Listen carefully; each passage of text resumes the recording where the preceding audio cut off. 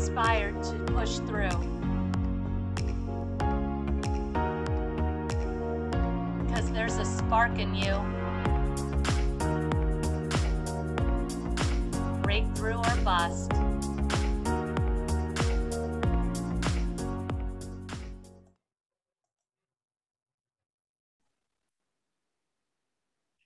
Hello, hello. Welcome back to Breakthrough or Bust. I am so glad you are here, and I am beyond excited about today's guest. Her name is Ksenia Lila, and she is a transformational coach and soul healer. And I've actually recently had an opportunity to experience Ksenia's work, and oh my gosh, it's so funny because here I am, the host, and I'm just speechless. So it's so amazing. And I'm going to let Ksenia explain a little bit more about what a transformational coach and soul healer does. Hello. Thank you. You're so kind, Kalua. I am also very speechless always with the people with whom I work, just because every story is so unique. Every life is so uniquely beautiful. So thank you. I feel the same way towards you. So I'm a transformational coach and a soul healer. And I work predominantly with women. And the work we do is that we help them to discover their soul purpose and align to it, align their life to that purpose. And I think it's important to mention here that what purpose or soul purpose is or means for me, because I think we can sometimes get lost in definitions for things and start arguing about something that we have different definitions for. So for me, your purpose, so your life purpose or your soul purpose is not so much something about the achievement you make, something that you create, but it's something about your experience. It's the experience and the wisdom that you gain through life, because experience is the only thing that we can take with us after we pass on these bodies, right? So I think we oftentimes, kind of get really focused on the results and on achievements, and that sometimes can kind of take the joy away from our life. Yeah. And so, but by looking at the purpose from a soul perspective, what I see is that what is the experience that the soul wants, me, my soul, or you, your soul wants you to kind of live through in this lifetime. And moreover, so when we then kind of dive deeper into it, we understand that, okay, the experience is about me coming into my fullness, coming into my creative self, right? Because as I am an extension of source, I am meant to create. And so the soul purpose is usually about creating something, right? The experience of creating, or experience of, creating a family, experience of creating a company. But it's very wide as far as sort of the options go for what you want to choose. You kind of, that's not something that the soul is actually telling you you're supposed to do. It's something for you to choose from. But there is also a secondary part to the soul purpose, is the soul healing.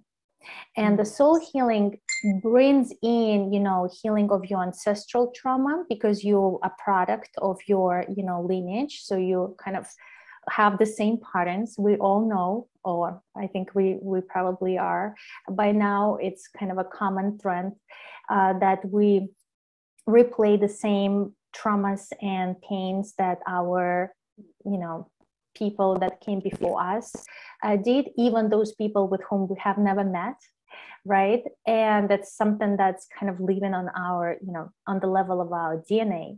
But there's also, the experiences of multiple lifetimes. And even if you don't want to, believe, or you're not sure where you stand with that, which I totally get, it's just an experience, and the, you know, pain and all the conditioning that you receive over this lifetime. And the reason why we are healing it is that as we heal and kind of remove those layers, it helps us to go to that creative path, to take that creative choice that we're meant to. So I always bring those two together, because we shouldn't just be focusing on healing, because there's always a lot to heal, and it's not necessarily just the sole purpose to heal, but we heal those things that kind of block us, that keep us away from our truth, from our true self-expression as this, you know, whatever, divine beings playing in this body on earth at this given time. So that's just kind of like a long, you know, reply to what the sole purpose is. And that's well, and I had with a couple things, because you just reminded me of something that really struck me when we had my session, and where you talked about your sole purpose is not to heal constantly. And I have seen that. I've seen, and we all, I think sometimes we all get caught up on that. Like, I need to keep healing. I need to keep healing, you know, and that's not it. It's, you know, we're healing for a purpose, but that's not the purpose. You know, we're healing to, you know, maybe have more fulfilling relationships, or we're healing, you know, for different reasons, but we're not healing just to heal. And I think sometimes that's easy to get a little bit caught up in. Definitely, yes. We get caught up in our pain all the time, and focusing too much on the healing journey, as much as it seems to be the right thing to do. Like I told you during our session, is that we, by focusing on healing and healing ourselves and healing others, we then focus on recreating the pain, because those are two things, you know, there are two sides of one coin, right? Healing and pain, they come together. So, but what if we have healed ourselves? What if the world was already perfect? What would you be doing then? And that is a really important question that all of us, I believe, need to ask, because then we're like, oh, okay, so I have all the money I need. I have, you know, the world is great. I don't need to do any charity. Then what am I doing? Well, probably you will be playing. Probably you will be creating. And that is a different approach to life. And it's quite difficult. As much as it is about playing, it is actually very difficult for us to kind of allow ourselves this way of living. But I think it's really important for the true fulfillment and joy that we can experience and meaning in life. I think that was my biggest challenge, walking away from that, which was so funny, because it's like, well, that's just so simple, but you know, what is your wish list kind of thing? And I'm like, whoa. I really had to, you know, do some, you know, shifting of mindset. It sort of flowed out, but yeah, you know, in that moment, I'm like, oh, I just really don't even have a list that I'm doing. But you know, I know that for me, you know, the reading was so profound. It was so interesting how there were things that I was like, oh yeah, I can, you know, I can see that I'm sort of on that track already. But then there was other stuff that just brought so much clarity. And I think we talked at the beginning, even before we started, just that idea of, it's so easy to see clearly outside of yourself, you know, because you have that view. But within yourself, it's much more challenging, because, you know, you're in the middle of it. So it's much harder to see the whole picture. Definitely, I agree. I think one of the gifts that I have is to be able to actually, you know, shift things in your view, so that, you know, your circumstances no longer seem to be negative. And I'm able to show it to you how it is actually happening for you. Because if we are creators of this life, and then we ask oftentimes, but then why am I creating the struggle? Why do I have this challenge? But there's always a way to find the benefit in whatever circumstances you are. And I think it helps us to,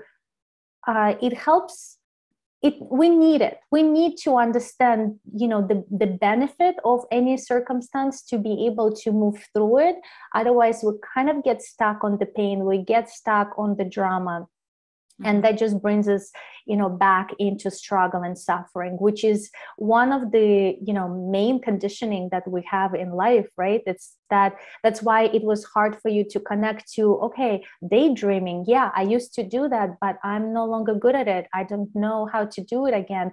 It's because we are so limited to, in our lives, to what we are kind of, what our options are as far as to, do. We only think about working, making money, providing, achieving, creating success, maybe achieving, traveling, all of those things, even the great things that we all have on sort of our bucket lists, they are very much about struggle and hard work. And I think a big part of my personal journey and a big part of the work that I do is how can we actually, that life shouldn't be a struggle. Life doesn't have to be a hard work. For you to achieve into the place of satisfaction and meaning and fulfillment, you don't have to struggle. It's not by default. Mm-hmm. Yes. And, when I think about it, just from the messages I received from my parents, that's what was taught. Like, that was what we were taught. That was what my parents were taught. That's what it has been, is life is hard, deal with it, work your butt off, try to retire. And that was really that message that got passed down. But we're sort of, having this great awakening of, well, wait a second, that's not the case. It is not the case. And it doesn't have to be. It could be, but it doesn't have to be. It doesn't have to be. Yes. But I think in addition to, I feel like there's an underlying benefit that we find. That's why we keep recreating this sort of belief, I'm going to struggle, I'm going to work hard, and then I'm going to achieve something, is this sense of worthiness and validation that we gain while we do all of this hard work for ourselves and for others, and how everybody around us will notice it, and then they will applaud to us of how strong and powerful we are. And that comes in from this belief and the illusion that we are unworthy, that we can be unworthy. That's the only reason why we would want to become worthy, is if we think that we could be unworthy.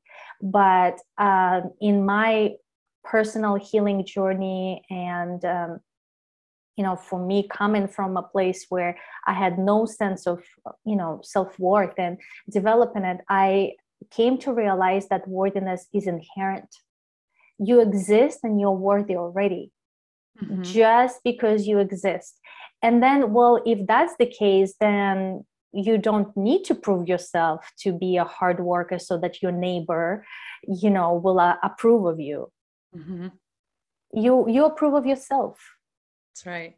I feel like anybody who follows me is probably suspicious that I queued you up to talk about that. And I swear I didn't, because I'm always preaching on the worthiness. And because that was such a big turning point for me. I mean, a lot of the toxicity in my life repeated until I learned to not be worthy of it, to be worthy of so much more. And that was when things really started to turn around for me. I mean, and not in just one area of my life. It was like, as soon as I up-leveled my worthiness, work and in my personal life. My finances got better, my living situation got better, everything got better. And all it was just so simple. That was the only thing that changed, was that I wasn't allowing myself to allow that anymore. That I had realized I deserved better. Mm-hmm. Mm-hmm. And it was for you, and I know everybody who has been on this journey, and all of us, we all have that sort of wound of worthiness to some degree. And even those who seem really confident or who say they are, right? But it's like there is, again, a value in staying in that pain, where you finally reach that moment where you feel there is no more, you cannot take anymore. Mm-hmm. And then from here you're just going up, right? From here it's only up. And it's, as much as we can talk a lot about worthiness, but it's like, how do you do that? Mm-hmm. How do you start feeling you're worthy? But it's a process. It's It is a quite a process. process. It is a process. Yeah. Yeah. Do So, you have the tricks for, like, what would be like the first couple of things? well, in my particular case, I had to probably start with grieving. Mm-hmm. Grieving the way, probably the heartaches that I had felt, the way, obviously, you don't say, oh, I need to feel more worthy when things are going great. It's usually because you feel pretty shat upon, and that was where I was feeling depleted and just awful. And I mean, having also been told you're not worthy, so you've heard these messages over and over again. And so, you have to grieve all of that, grieve that you've allowed yourself to believe it, forgive yourself, forgive the people who said it, clear all of that resentment. And I did a lot of tapping and, just affirmations, and just allowing myself uh to have joy throughout my day, because that would be something I was worthy of. And so I didn't have to just work and then, be tired at the end of the day and then cook the dinner and then I could work in some fun every day, and I could, like, be worthy of using the china for any meal, or buying myself some flowers, or just doing things to honor myself, and even, dare I say, pamper myself. So Please dare dare. I say. Yeah. Totally. Yeah. Yeah, Mm-hmm. absolutely. Well, Ksenia, tell us, because, obviously our story starts somewhere. So, and, you're so clearly a living example of all this. Where did your challenge begin?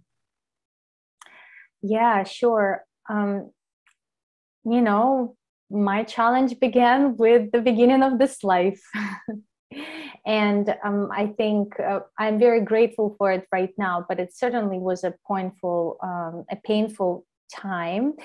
And but it's something that very much made me who I am right now. It is also something where I've learned most of my wisdom and all reconnected to that wisdom. And then additional trainings and education and all of that was already a kind of an addition to the experiences and the wisdom and knowledge that I've gained from just the practical life. And so on a soul level, I was, let's put it this way, decided to be born into a family of great hardship. And I was born Eastern Russia, and it was quite a challenging time just in general at that time. But I was also born into, two people who had a very strong alcohol addiction. Mm-hmm. And it's not like they planned me or anything. So they couldn't really stay together for a long time. And they separated when I was 1 year old. And as they did, from then I never saw my father, or at least I didn't know if I saw him, because I didn't know how he looked. I knew he lived in my area, and his family also, but they never, looked to meet me. And for various reasons, which I even then understood, because everybody was struggling. And but at the same time, this kind of leaves you as a child talking about worthiness, right? Worthiness is something that we inherit from our relationship with our father. Mm-hmm. So the sense of self-worth, and by having no father and having the father as a ghost, you don't really know what you're missing. And you obviously, you're very adaptable, so you learn how to live without it. You don't even know that you're living without it, but you kind of just find your way. And then later on, you see that it actually hurts your life in many different ways. And then you kind of get on a healing journey. But that was a part of it. And then another part, of course, where I received a lot of pain from is, my mother, seeing her suffering from her illness, being unable to have any kind of normal life. Like in many families, our roles were reversed. I was more like a caretaker, and that was from the beginning. So I'm talking about like when I was 3-4 years old, and of course being exposed to things that are kind of hard to process when you are a child so young, or any person. And having her being like, I felt that being possessed by the illness, I felt great compassion to her, because I saw that she has no control over her life. And I had great pain for her and for her life, and for the potential that I saw there. She was brilliant, that I saw the brilliancy, but she was fading away. Yeah. She was completely fading away, and it was an ugly way to get there, for sure. And it was very painful for me to see that. And of course, on top of it, just the pain that a child experiences by being left behind all the time. So the sense of abandonment was another huge kind of part to my healing journey.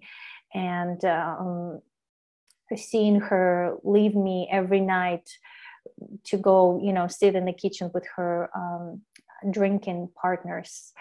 And I remember, for like, I think I was about 5 years old, and that was the first time when up until now I had this daily excruciating pain. I remember, crying every night to go to sleep, because I was always falling asleep by myself. She was always there. And then the next morning I would have to wake up and, fix the house and help her.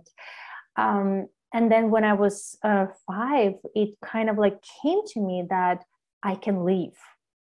I'm going to leave. And I did have a safe person in my life. I did have a safe island, my grandmother. Mm-hmm. And, she was another person who is very familiar with struggle and hardship. She's a very hardworking woman, and she was working on a factory, really long hours, supporting the family, meaning her mother, my mother, her daughter, and myself. And we were like 4 generations of women. And but at least she was there. right? She was there. Maybe she wasn't there emotionally, maybe she wasn't there mentally, maybe she had high standards for you, but at least she was able to provide kind of a safe space, a room and a board and food and, you know, furniture in the room. So I said, I'm going to leave. And so at 5 years old, I just made this decision, and I walked out of the apartment where I lived with my mom to walk there to my grandmother's place. And that was first time of many when, you know, being a young child, of course I wanted to have a life with my mother. So I would come back and then I would leave, and then I would come back and then I would leave. I remember leaving in the middle of the night many times, and those streets where I walked became familiar. But there was something that I really learned at that time. There was kind of a one big lesson that I got, is that when your life is so painful, then do something different. Yeah, And if Ksenia, you, I mean, all I see is this 5-year-old badass Ksenia, like, nope, I'm out. I mean, that is amazing. I can't believe that at 5 you had so much wisdom. well, you know, I'm not sure if it was wisdom at that time or it was just so much pain that I couldn't handle it anymore. And I just had to do something. Yeah. And it's interesting because when we are adults, we kind of get to tolerate a lot. And we have also this burden of responsibility. So, you know, changing something becomes way more difficult. But at that time I was like, no, I'm leaving. You know, I need to take myself into a safe place, at least, right? And do something. When you are in a place of suffering, of pain, do something different. Then the results will be different, right? And that is one. And sometimes you don't know what to do, but do something different. Yeah, I love that. Yes, that's so true. And there is always a way out. There is always a way out. And I, of course, later on, I also started to kind of sense how much you need to surrender into the great unknown and surrender into, you know, kind of that, you know, the spiritual, you know, whatever substance that there is, surrender your life to that, you know, something is happening. I don't know what it is, but I'm just going to make this leap of faith. I'm going to make this choice, this change. And then I surrender. I know I will be guided. I will be upheld, you know, and I will be brought to a better place. So that was one of the lessons. I was just saying, and I love that idea of just, you know, do something different, just one thing. And you don't have to know the end result. You don't need, like, that's not even your business yet. Just one action, one step, one little piece different. And it'll just start to open up different options. And then you take the next step. And you just keep taking step after step. But I think so many times we get so caught up in, okay, well, I know what it is. You know, this is the known. I know what this is. What if it's worse? What if, you know, and I don't know what it would be if I do something different, but everything is happening for you. So when you just take that one step, all different other options are going to open up. You know, in this kind of I usually don't have these thoughts of what if it's worth, because I think I'm so positively attuned. It's like, it's just going to be better. Like, how can it be worse than this? And what is it? Like, okay, think through what could be that's worse than this. But then there's also this part of like, what if your life remained like this and then you passed away? And that is something that really gave me a nice shake and being like, okay, I have to make a change. If I don't want my life to end like this, then I have to do something different. So I think for when we are already, you know, adults, obviously, I wasn't thinking like this when I was a child, but right now I would advise to just think about this. Okay. Yes, it's known, but is this all to your life? Is this all? Are you is this all? And then it's like, okay, no, it's not. I know I want something more. I don't know what I want. Very likely we don't know what we want coming from a traumatic experience. We're just rediscovering ourselves, but there is definitely that there is something more, there is more meaning, that there is more satisfaction and fulfillment that is available to you. And I think it's important to believe in yourself and know that you are always guided. That's why I was talking about the spiritual connection. That Yes. is, to me, very helpful. I think so many times people are just in survival mode in that place. And so it's a matter of when they're thinking, could it be worse? I think it's just, could things be more unstable for me, more unsecure, But yeah, having that faith, you've got to take the leap of faith. Yeah. I feel like time will come where you just feel like no more. Yes. No more. Yes. This is too painful. I cannot handle this anymore. I'm going to get out of it. And I am a believer that it's a unique time for all of us, and that I honor the time that you on some level decide and choose to stay in that suffering. We, as people, we only think, oh, love and light and all the great things, that's all we want. But actually, on a soul level, that experience is as valuable. Yes. The experience of suffering is as valuable. And that's your choice, that's what you need more of, then I honor that. I used to, joke all the time about how long I remained in a situation that didn't honor me. And I was like, what a testament to my ability for positive thinking, like just being able to find the best in a situation. And until you get to a point where it's like, enough's enough. But, so yeah, I was like, hey, at least I was able to, maintain positivity when things were not positive. And, maybe that was what it was about, was being able to really hone that skill. I couldn't agree more. And this is actually lead me to my kind of like next like big lesson, that after I left, where there was a continuous what felt like pain, nothing could be as bad. And then I became very positively oriented, that I already sense that there is some sort of sense of freedom that I have, as much as, I was a very young child, and I hated that, because you had very little freedom when you're a child and you dependent on people that are not reliable. Well, that's my experience, right? But then once I started to receive that freedom, I was like, okay, the older I was getting, the more freedom I was getting, and the more opportunities I saw in front of me. And that was just like, whoa, that's great. So I became very positively oriented, because I've experienced the negative.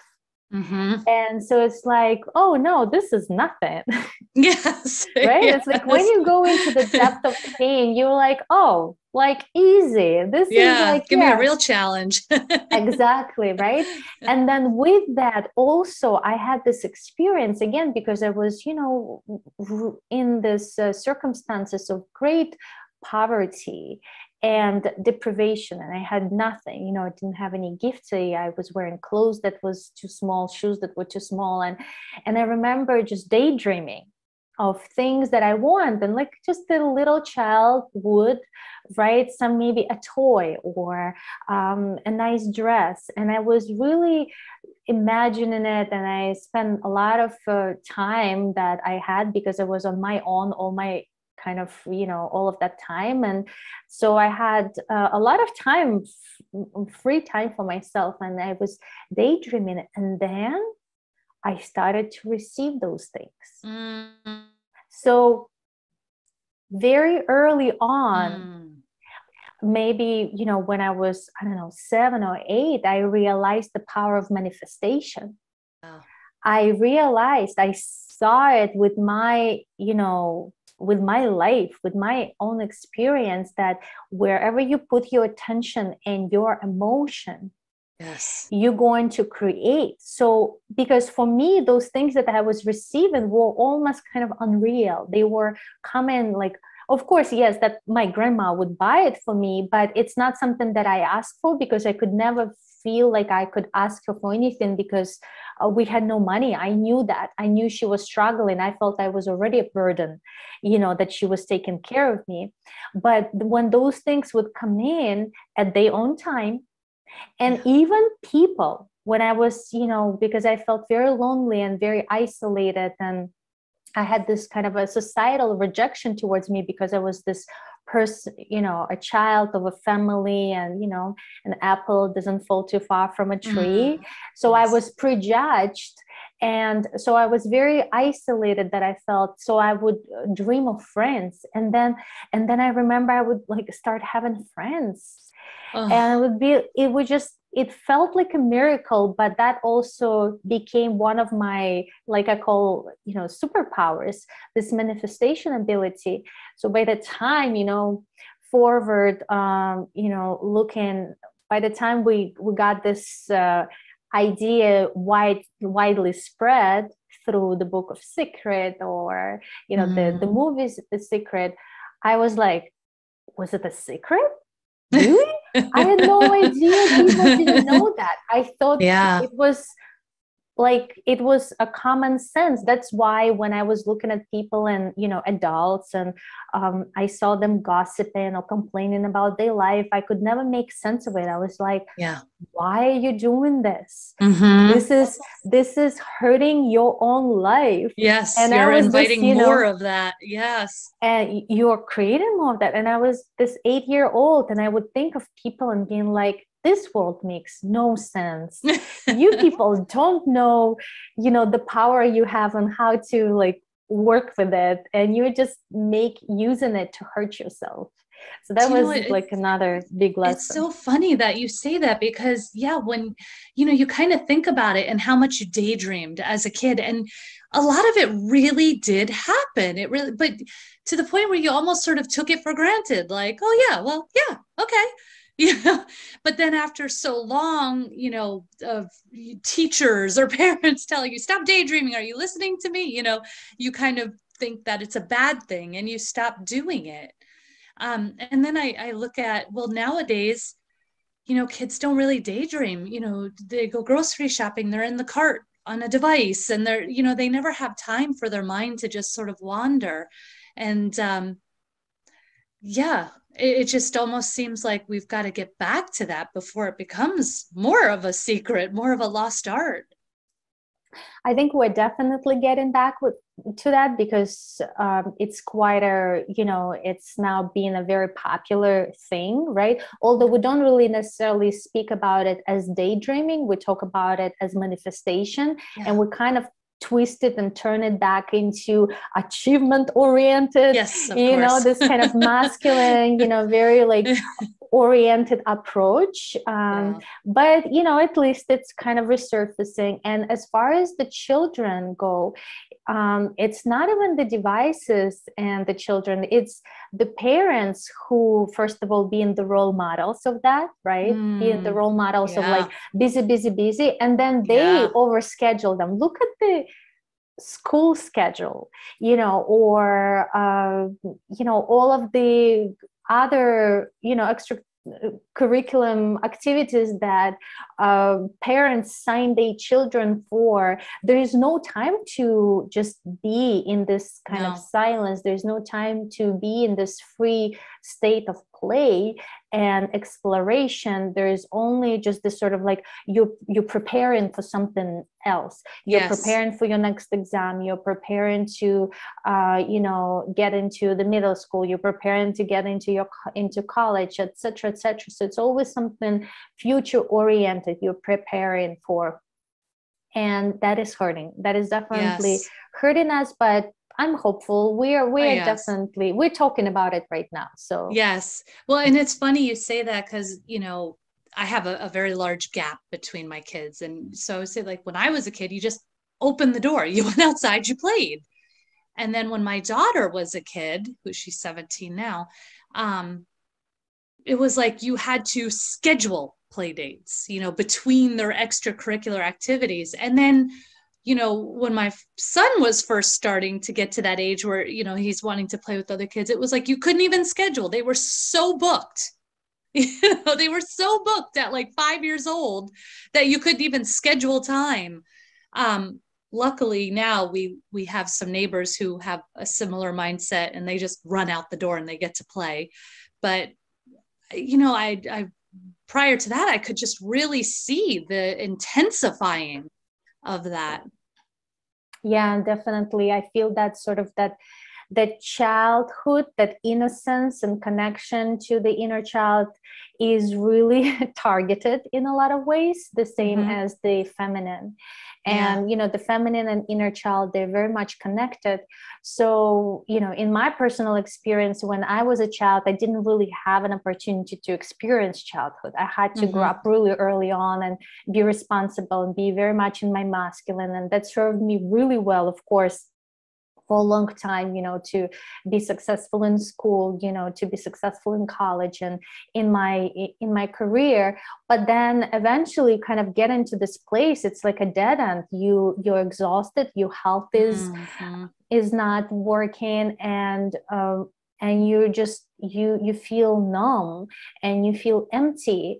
And it's like, what is all this for? Why am I doing this? And that's where we need to come back and return to our connection to the feminine, and to also then discover our inner child, the play, just the simple play.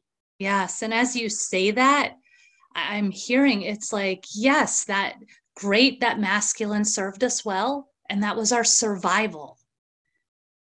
But do we want to stay in survival, or do we want to flourish into thrival? And if that's not a word, I'm coining it right now. But, it's just that really moving to that next level. And I think that's the difference. Do you want to stay in survival mode? And that's okay if that's your choice. But at the same time, then, don't resent that things are not the way you want them, or things are hard, or because that's the masculine, like bang bang bang, and take action, go go go. But if you want that flow and that ease and that joy and that pleasure and that play, that's where we've got to bring in the feminine and the inner child. Yeah, I feel like when we get so much into the masculine, we don't necessarily, we start from, I don't want to be in a survival mode. So I want to create my life and build my life so that I have enough stability and safety so that I don't have to worry about survival. But I think what we don't realize is that we are actually very much in it because what we are afraid, because when we have to step into the feminine, we have to step into the unknown. Yes. And then it's like, whoa, what? Exactly. Trust the unknown? Yeah. How do you do that? And when you don't do the productive work, not only people look down at you right now, right, in our society. That's kind of the norm, that you have to be productive. If you are just laying down and daydreaming, it's like, what's wrong with you? Yeah. Do you have a mental health issue? Yes. And but it's also the time when our inspiration comes in. That's when the insights come in. That's where all of the creative solutions come in those moments of silence, of stillness. That's why we're so, kind of moving towards meditation and connecting to our body, because all of that we find new safety and security in that when we start experiencing it a little bit, little by little, we actually feel something that is unseen, and we start sensing that we are held.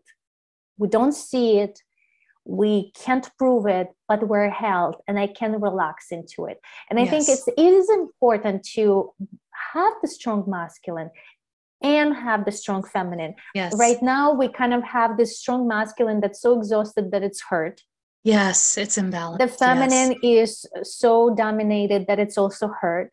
And Yes. so it's just, there's like a lot of pain that's because of this situation where we got into being out of balance. But how about we leaning into our feminine? And I really feel right now this kind of the trajectory for our humanity and for the world is towards leaning in and awakening our feminine, both women and men. For men, it's much harder to do it because it's a taboo for them, right? Like boys don't cry, but at least, you know, women, we can start by leaning in into our feminine. I also feel that and that's part, you know, that's a lot of my journey, right? I was like working hard. I was like, if you know, coming from the background that I was with my grandmother, who was such a hardworking woman, who wasn't afraid of hardships, or at least she didn't know that it's possible to have life without them. So I was kind of the same way. It's like, I can handle anything. You know, I can handle anything, but it's like, do I want to? And can I actually allow life to be without hardships, without the struggle, and what it would be and feel like? And that's again, it's an easy question, but it's not that easy to connect to it. So by us leaning in into the feminine and invoking more of this connection to the body, connection to the earth, connection to our intuition, because again, when we are too much in our intellect, in our masculine, that's where all of the problems start. That's why we get to the place with our, you know, ecological situation where we are, because we are disconnected from our body. The planet is an extension of our body. We disconnected from the planet. Well, and I'm even thinking our bodies physically and mentally, the depression, the anxiety, the, you know, complete depletion, the, you know, thyroid, you know, exhaustion, whatever you call that. But yeah, like this is all, you know, side effects of an imbalance.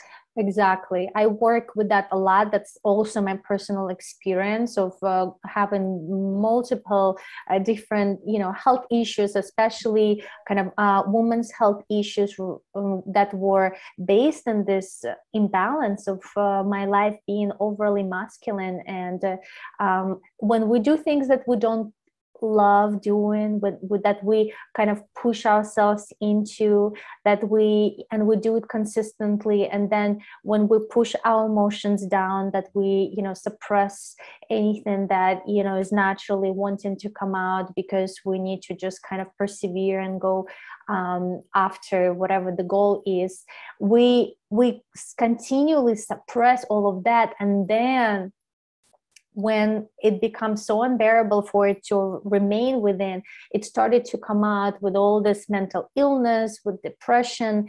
And then we get on medication, which is, I'm very grateful that it's available.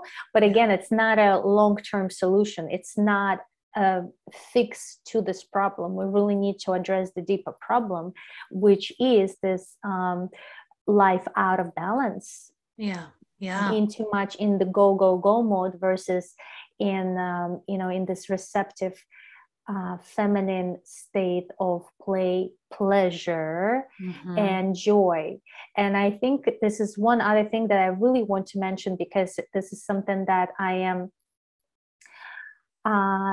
delving deep into, and this is what I work in my practice right now more and more, is women connecting to this beautiful vessel that we have, which is so powerful that we have no idea what it is capable of. I mean, we have some idea, but some things are staying dormant, and specifically women's bodies that are capable of doing some amazing things that we don't even have the keys for. And so discovering those keys, and that is a lot about working with the energy in the body, and awakening that energy and raising that energy. And as that energy is rising, and, you know, we can call it Kundalini or whatever it is healing by itself. Yes. So this is where we get entrapped. We think we need to do something to create. We need to do something to heal ourselves. But actually, if we just allow in the feminine state, allow that energy to rise, it's already going to be very healing. Yeah. And we're just receiving it. And then whatever else, like, you know, a lot of, I feel it like this water passing through and clearing you, right? Yeah. And then there are some things that kind of got stuck and you need to scrub off a little bit. So you can attend to those, but there's so much less that you need to attend to versus trying to fix everything intellectually. I love that visualization.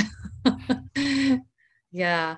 And yeah, we're programmed to heal, to self-regulate, right? Everything is programmed to fix, and we get in the way by overthinking it. Exactly. That's such a great reminder. Yeah. It's like, you know, do we program how the body is supposed to give birth to another body? Like, no, we have no control over it. We have no idea how it is actually being done. Like, how the heck is this happening? Every person you see came from a womb. Yes. Came from another woman. That's pretty crazy. When I was pregnant, I was like, where did you come from? It's like, how did you, you know, happen to be there? But those miracles, you know, we underappreciate them. Yeah. And this is just this shows the power and the capacity of a woman's body, but the power is just so much more that we are actually yet to tap into it. And as we will be tapping into it, we will be naturally creating healing. Yes. And naturally creating the space of self-expression and space of this kind of freedom for other people to come out in their truths, which is really important. Yeah, I was gonna say, so you're hitting on so many things. I swear to goodness, people are gonna think I queued you up for this whole thing, like the whole feminine, and now this, because this is another one of my soapbox speeches. You know, where as a culture, as a society, we've been so programmed to disconnect from the body. If it hurts, take a pill. You know, tough it out. You know, get over it. You know, power through. Your body is telling you things, and it could be physical things, it could be emotional things. And I always tell women, like, that first step in like reuniting with yourself, with like reconnecting to your intuition, is by reconnecting to your body and just getting back in touch. You know, and it's just that idea of a relationship. If you're in a relationship with somebody and every time they told you something, you gave them the finger or ignored them, then you're not going to have a very successful relationship. And that's sort of the relationship we're in with our bodies right now. And so the more that we honor and listen to it and take those moments to say, what is it you need from me right now? And, you know, sense it and just, you know, take a moment to move and feel like, oh, is that a little tight? Do I need to, you know, scrub it? Like you say, and just, yeah. Yes, I couldn't agree more. And I think, you know, our paths are kind of similar in that way, where we probably will find in healing through connecting to our body. And I know you have a dance background. I don't necessarily have a dance background, but I have been on this long journey of movement practice. And that is something that, especially in the last few years, that really helped me to take off a lot of layers of my pain without even consciously doing it. It's just through movement, through releasing my emotions, through expressing my body in just whatever shape or form it wants to do. You know, if you knew me 10 years ago, you wouldn't recognize me.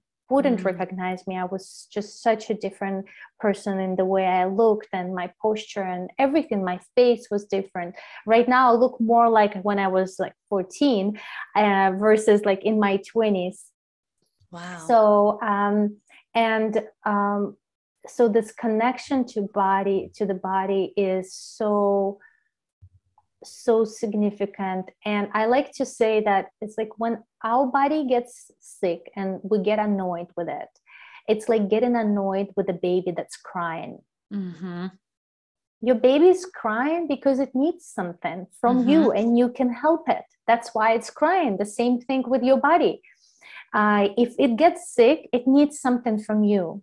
The same with your strong negative emotions. If those are coming out of and they are uncontrollable, it's not about suppressing them, controlling them, or judging them.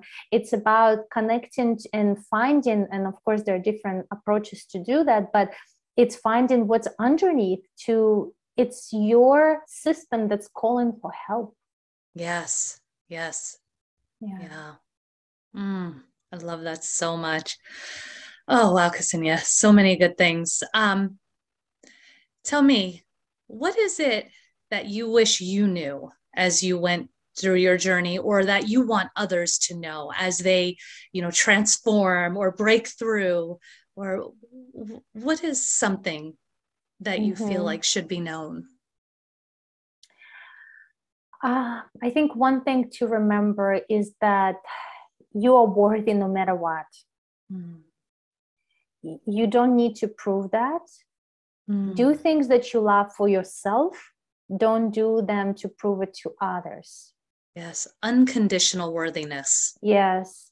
And that whatever your ideas, that you have something to say that you want to say, or express, or your dreams, they matter, and there is value in them. And that if you have this calling to do something, that means somebody is calling to receive it. And it's just kind of how source energy talks through us. That's the creator energy. So do it. And you don't need to know, like you said earlier, you don't need to know, and actually you will not know the results, the outcomes, and you're not going to be able to plan too many steps ahead.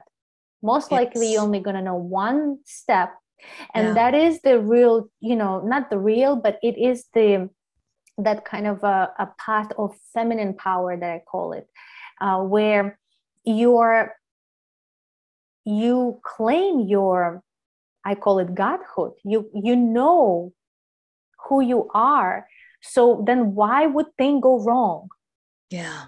Yeah. If you are connecting to your divinity, then and everything is just an extension of you, because you are the source energy. Everything else is the source energy. Everything can be playing for you. Everything is always playing for you, but it's just that you may be kind of creating it so that you can experience suffering and pain, but you can also experience something that is, of pleasure and joy. And I think one other thing that I really want to say is that heal your connection to, especially for women, to sexuality and pleasure.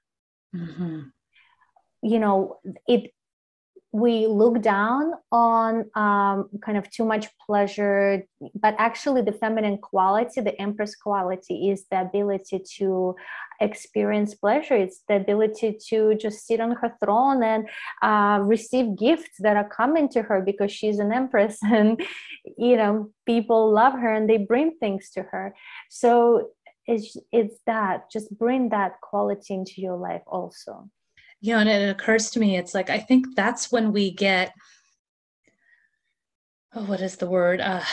Fidgety, almost, like when we're not, because something's wrong. We're not being that empress. And we don't know what it is, but something's off. And that's what it Mm-hmm. is. You're built for pleasure. Mm-hmm. You were born to have a life of pleasure. And so if you're not doing it, it feels off. Things don't feel right. I love that. Yes. And the more pleasure you're able to experience while being aligned to your soul. So, because I can see that some people will be like, wait, but what if, it's pleasure from like doing excessive drugs and stuff, Yes, right? that's a But very good point.